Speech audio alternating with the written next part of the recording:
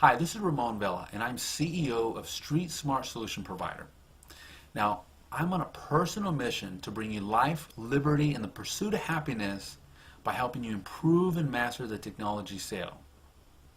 Now, before I begin, I want to remind you that we have some sales workshops, and you can visit our reinventingsalesperformance.com website to learn more about our sales training workshops. So please visit that and learn more information. You can also go to streetsmartsolutionprovider.com, learn more about our sales training and other sales activities and marketing activities. Now, today's topic is about avoiding contamination, and that's contamination of poor sales habits.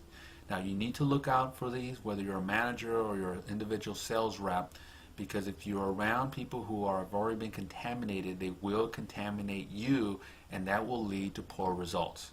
So I have 5 areas that you can use to help improve yourself, help to watch out for things to avoid, and or even to see if other people fall under these categories, and then you can look out for them and stay away from them. So here we go. The first one is being aware of poor habits. Now, the funny thing about habits is that we don't even know we have them. We have the results of those habits, but sometimes habits, because they become habitual, right? So you really need to be aware of these.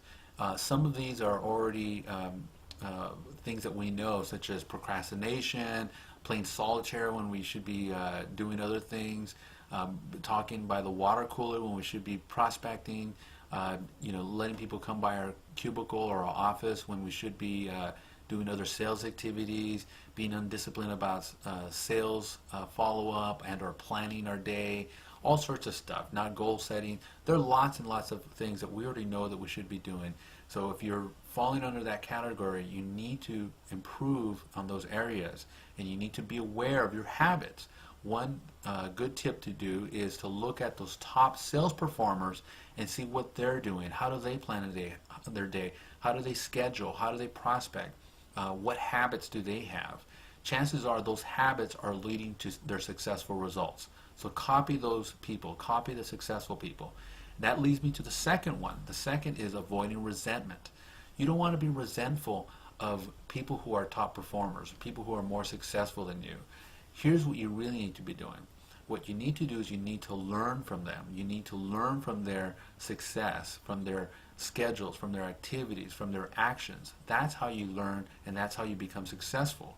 You want to avoid being resentful for one big reason. Everything that we do, every success that we have starts up here. By being resentful, what that does is resentment is a negative emotion. Negative emotion leads to negative actions, and those actions lead to poor results. So you want to avoid this altogether. It's almost like putting poison in your system. You want to avoid that altogether. Now the next one is constantly improving your sales technique and tools and performance. Now a lot of salespeople have kind of decided that they've learned all they could learn. They don't need to learn anything else. Well, the problem with that is that things have changed. We're entering a new economy that is different than the old one. We're going to be suffering through a sluggish economy for a few years, and people are buying different. What worked 12 months ago may not work now. So we need to improve, and there's lots of ways to improve. One, you're doing that now. You're watching this video. There's other videos that you can watch. There's CDs, there's DVDs, there's workshops, there's seminars, there's webinars, there's all sorts of ways. There's books. When was the last book that you read about sales? When was that? Or what was that? Do you remember? Do you know? Well, if you haven't read one, you need to improve upon your sales skill. It's a constantly changing and evolving skill set that you need to be working on all the time. So the next one is avoiding cynicism of your peers and your customers. I know a lot of salespeople who look at their customers as marks or as suckers or as someone who needs to be duped into buying their product or their service. That's the wrong way of looking at your customers. I think you already know that, but I'm going to tell you that again. That's the wrong way of looking at your customers. That might work in some areas, and if you're in a pure product environment where it's always churn and burn, that might be fine. Who knows? I don't know. I've never liked to be in that environment. But I will tell you, if you aspire to being in a technology sale that provides service, consultation, and solutions, then your perspective on your customers needs to be completely different. You need to look at your customers as partners, as collaborators, and you need to look at them with respect. They can see all this, and this will all matter within your sales process when you're doing a consultative technology sale. So again, avoid the cynicism of your peers and your customers. The next one is avoiding complainers and blamers. Now, you should already realize this. We all know, we all do it a little bit, but I'm going to tell you here, you really need to stop it. Now, I understand times are tough, and unfortunately this area is running rampant right now. There's a lot of people complaining the economy, complaining about this, complaining about that group and this group and so forth. Well, I don't mean to offend anyone, but I need to state it simply. When people complain and blame, they do so as an excuse to hide their mediocrity.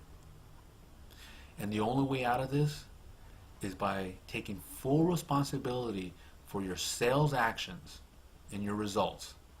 Once you do that, once you start becoming aware of your habits, once you stop being resentful, once you start learning your new sales techniques and tools and so forth, and improving your skill set, once you avoid cynicism of your customers and your peers, and once you stop complaining, I promise you, if you do all those things, if you constantly improve, you constantly adapt to the way people are buying now, then you will improve. Doesn't mean you're not going to hit some roadblocks, you're not going to hit some challenges, but if you keep going, if you're resilient, if you're persistent, if you keep on improving, then you will succeed. I promise you that. You will succeed. Now, quick story. Now, I know recently, I train people all the time, so I see this all the time. I see salespeople who are in ruts, who are already contaminated. I see newbies. I see intermediate salespeople who are still in the middle. Well, there's a story here that I once had this office tell me about a new person that they hired. They put that new person into this office. Unfortunately, they weren't quite aware of all these areas of contamination. And so what happened is that this newbie got contaminated. You know how the story goes. They started off strong, they were eager, they wanted to learn, their numbers started climbing, and after a while they just started heading south. Unfortunately, by that time they were contaminated. They had already started learning poor habits, poor resentment, all the things that these other salespeople in their office were basically contaminating, poisoning them. Well, they learned from their mistakes, these sales executives at this company, and what they did is the next time they hired someone, they put them in an office that had top performers. Now, you know the rest of this story, because what happened is that they didn't get contaminated. They actually learned from the top performers. They learned by observing, by being in that environment, by learning from their habits and their actions and their results, etc. And that new person went on to excel. And that is the moral of the story. Avoid contamination. But the other part of this, and a lot of what I'm talking about today, I keep talking about negative emotions, negative actions, poor results. Well, everything that we do starts up here. So it's so important. As a matter of fact, I don't know any other career or a place where attitude is more important than sales, because we will have roadblocks, we will have challenges, we will have problems. This is not easy, folks, and this is why we earn the big bucks. You need to be resilient, you need to be self-confident, you need to have so many positive emotions, positive mental attitude, and that's where it all begins. So I'm hoping that you found this valuable, and if you want more information, visit my site, email me, call me. I'm here to help you. So here's to reinventing, reigniting, and revving up your sales. Have a fantastic week.